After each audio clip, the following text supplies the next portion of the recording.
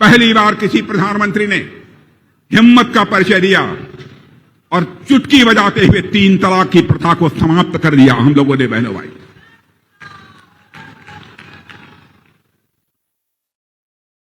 हमारी सरकार डर कर काम नहीं करती है, हिम्मत के साथ काम करने वाली सरकार। भारत जमीन पर तो तेजी के साथ सारी दुनिया में आगे बढ़ रहा है, लेकिन आपने देखा होगा हमारे वैज्ञानिकों ने भी करिश्मा किया है। अब इस धरती पर ही नहीं, अब हम चंद्रमा पर भी पहुंचने में कामयाब हो गए हैं। हमारा चंद्रयान 3 चंद्रमा के साउथ पोल पर लैंड कर चुका है। आदित्ययान भी सूर्य की तरफ बढ़ चला है, वहां पर एक स्थान पर जाकर लैंड किया है, वह लैंड है। मंगलयान, चंद्रयान, आदित्ययान की यात्रा हमारे वैज्ञानिक करा रहे हैं देशवासियों का। लोग कहते हैं ये तो वैज्ञानिकों ने किया। मैंने कहा वैज्ञानिकों ने किया, इस सच्चाई को कोई नकार नहीं सकता है। लेकिन चंद्रयान 2 का अभियान जब विफल हो गया था, उस समय वैज्ञानिकों का हौसला बढ़ाने का काम यदि किसी ने वहां पर जाकर किया था तो हमारे प्रधानमंत्री ने किया।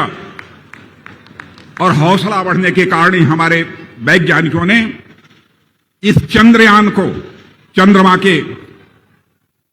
चंद्रमा के साउथ पोल पर उतारने में पूरी कामयाबी हासिल की है। जहां तक भ्रष्टाचार का सवाल है, मेरे कार्यकर्ता बहनों भाइयों, मैं आपका ध्यान आकर्षित करना चाहता हूं। लोग कहते थे कि भ्रष्टाचार तो लाइलाज है, भ्रष्टाचार को चाहे कोई सरकार आए समाप्त नहीं कर सकती। मैं आपको याद दिलाना चाहता हूं, प्रधानमंत्री राजीव गांधी जी ने एक बार अपनी लाचारी व्यक्त करते हुए कहा था, क्या करें मेरी समझ में नहीं आता, मैं दिल्ली से 100 पैसा भेजता हूं नीचे, लेकिन बामुश्किल 14 पैसा लोगों की जेबों में पहुंच पाता है। यह मजबूरी जाहिर की थी, लेकिन इस चुनौती को हमारे प्रधानमंत्री ने स्वीकार किया। और आपने देखा direct benefit transfer system, Jan Dhan Aadhaar mobile की त्रिमूर्ति से डीबीटी का सफल संचालन हो रहा है। और इस डीबीटी के कारण यदि दिल्ली के बैंक से 100 पैसा चलता है तो नीचे 100 का 100 पैसा गरीबों की जेब में पहुंचता है। भ्रष्टाचार पर काबू पाने के लिए भी दृढ़ इच्छा शक्ति चाहिए, विजन चाहिए।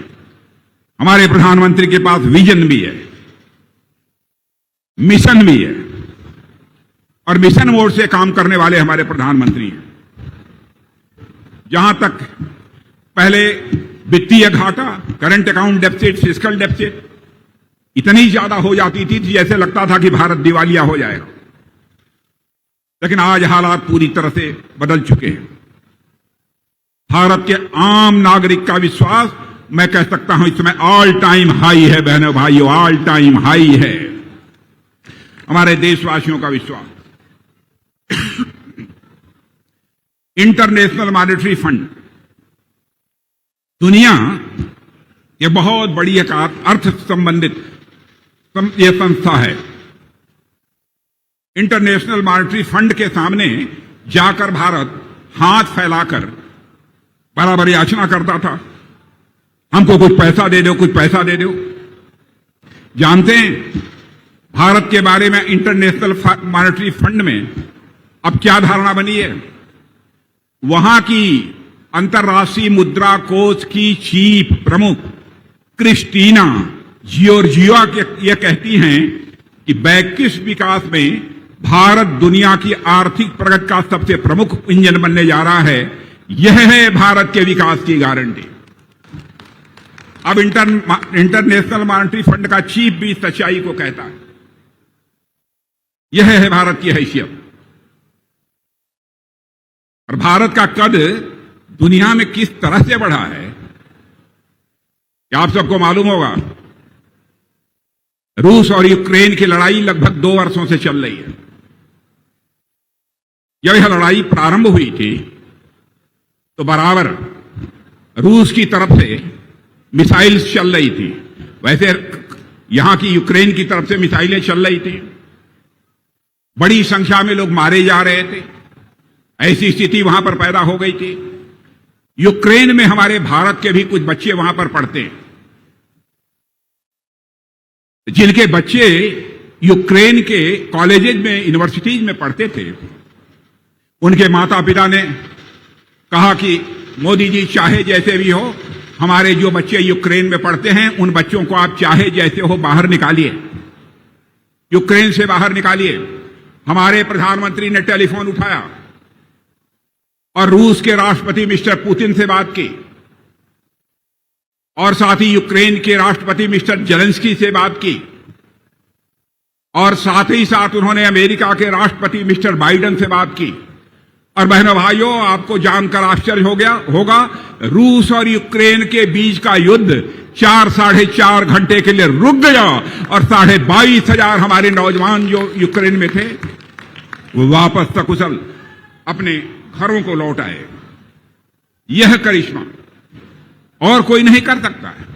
कोरोना का संकट, कोरोना के संकट से उड़ीसा भी बुरी तरह प्रभावित था। मैं जानता हूं क्या स्थिति बन गई थी। केवल उड़ीसा ही नहीं, केवल भारत ही नहीं, बल्कि कोरोना के संकट से पूरा विश्व प्रभावित था। यहां पर वैक्सीन, जो टीका लगाया जाता था, वह टीका भी तैयार नहीं होता था। ऐसी स्थिति बन गई थी। हमारे प्रधानमंत्री ने हैदराबाद में जाकर, बेंगलोर में जाकर हमारे जो वैज्ञानिक थे उन वैज्ञानिकों का हौसला बढ़ाया, और हम लोगों ने वैक्सीन यानी टीका जो लगाया जाता है कोरोना के दौरान, उसको तैयार करना प्रारंभ कर दिया हमारे वैज्ञानिकों ने। और इतना टीका लगाया कि लगभग 2 डोज तो भारत में सभी को लग गई। मैं समझता हूं यहां पर भी जितने लोग होंगे, कोरोना का वैक्सीन कम से कम 2 डोज सभी को लगा होगा। यदि लगा है तो हाथ उठाइए, तालियां बजाइए, न लगा हो तो मत करिए।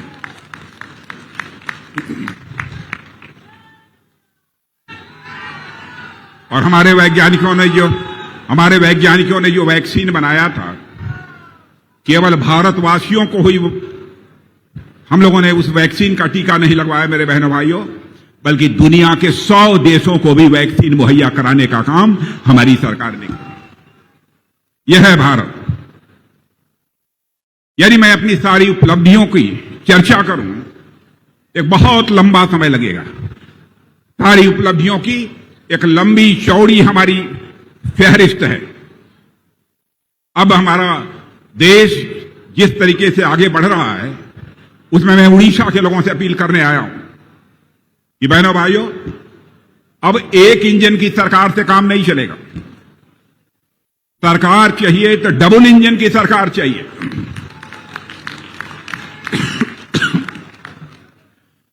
और मुझे विश्वास है कि अब यहां पर भी डबल इंजन की सरकार बनकर रहेगी। और जिस भाव से हम लोग काम कर रहे हैं, बहनों भाइयों, हम जनता को भगवान मानते हैं। हमारे प्रधानमंत्री जनता को भगवान मानते हैं, जनता को हम जनार्दन मानते हैं।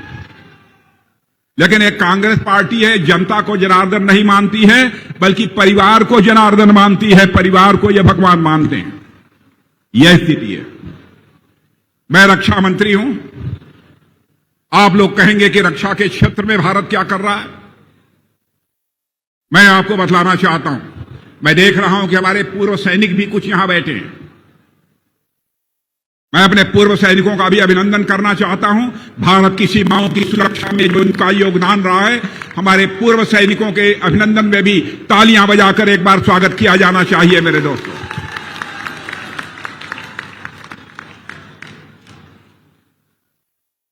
यह है हमारे पूर्व सैनिक। इनका भी भारत की सीमाओं की रक्षा में बहुत बड़ा योगदान है। लेकिन पहले की जो सरकारें थी, क्या था? तोप हों, गोले हों, टैंक हों, यह सब सारे दुनिया के दूसरे देशों से खरीदे जाते थे।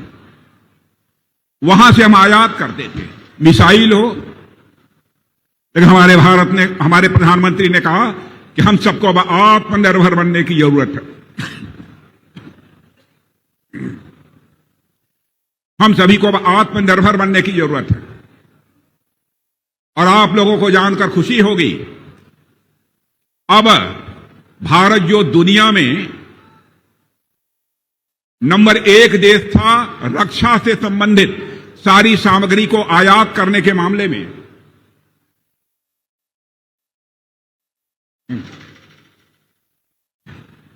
रक्षा सामग्री को आयात करने के मामले में भारत दुनिया में सबसे आगे था। दुनिया के दूसरे देशों में टैंक, तोप, गोले, एम्यूनिशन, मिसाइल यह बनते थे, वहां से हम लोग लेते थे। लेकिन हमारे प्रधानमंत्री का संकल्प था, कब तक हम दुनिया के दूसरे देशों पर आश्रित रहेंगे? यह सब सारी चीजें भारत में बननी चाहिए, भारतवासियों के हाथों से बननी चाहिए।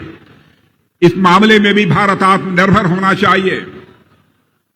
तो मेरे बहनों भाइयों, मैं कहना चाहता हूं, अब हमारा भारत तोप, गोले, टैंक, मिसाइल अब दुनिया के दूसरे देशों को मुहैया कराने का काम कर रहा है। यह है हमारे भारत की ताकत।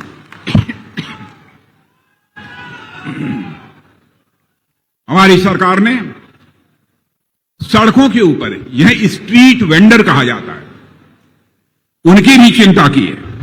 प्रधानमंत्री स्वनिधि योजना के अंतर्गत 70 लाख स्ट्रीट वेंडर्स, जो सड़कों पर रेहड़ी पटरी वाले जो हैं, गरीबों की हमारी सरकार चिंता कर रही है और उनको जो आर्थिक सहायता वो मुहैया करा रही है, उसके कारण अब उनके भी हालात तेजी के साथ बदल रहे हैं। इसलिए मैं कहना चाहता हूं, जहां तक कांग्रेस का सवाल है, इंडिया गठबंधन बना रखा है। मैं समझता हूं यह भानुमति का कुनबा है। इंडिया गठबंधन यह भानुमति का कुनबा है, यह चलने वाला नहीं है। आप देख रहे हैं कि यह गठबंधन अब किस तरीके से टूट रहा है, किस तरीके से यह बिखर रहा है। इसलिए मैं आप सभी कार्यकर्ता बहनों भाइयों से कहना चाहता हूं, उड़ीसा के विकास के लिए, उड़ीसा हमारा एक विकसित राज्य बने, इसके लिए भारत तो विकसित देश बनने जा रहा है, लेकिन भारत के विकसित देश बनने के साथ ही उड़ीसा भी एक विकसित राज्य बनना चाहिए। हम सभी कार्यकर्ताओं को अपने अपने स्थान पर घर घर जाकर लोगों से संपर्क करके उनसे अपील करनी चाहिए, उन्हें बताना चाहिए कि हमारी सरकार ने अब तक गरीबों के लिए, किसानों के लिए, मजदूरों के लिए, छात्रों के लिए, नौजवानों के लिए क्या क्या किया है। इन सब सारी उपलब्धियों की हम जानकारी दें। यह बहुत बड़ी जिम्मेदारी आपके कंधों के ऊपर है और मैं मानता हूं यह बात पक्की है, केवल लोकसभा के चुनाव में ही हमें शानदार सफलता उड़ीसा में प्राप्त नहीं होगी, बल्कि विधानसभा के चुनाव में भी हमको शानदार सफलता यहां प्राप्त होगी और हमारी सरकार बनेगी। इसलिए मैं आप सभी लोगों से अपील करना चाहता हूं, पूरे प्राणपण के साथ हम सबको अब जुट जाना है, ज्यादा समय शेष नहीं बचा है। और बहनों भाइयों, भारतीय जनता पार्टी की डबल इंजन की सरकार हमको उड़ीसा में भी बनानी है, यह संकल्प लेकर हम सभी जाएं, यही अपील करते हुए और आप सभी कार्यकर्ता बहनों भाइयों का अभिनंदन करते हुए अपना निवेदन समाप्त करता हूं।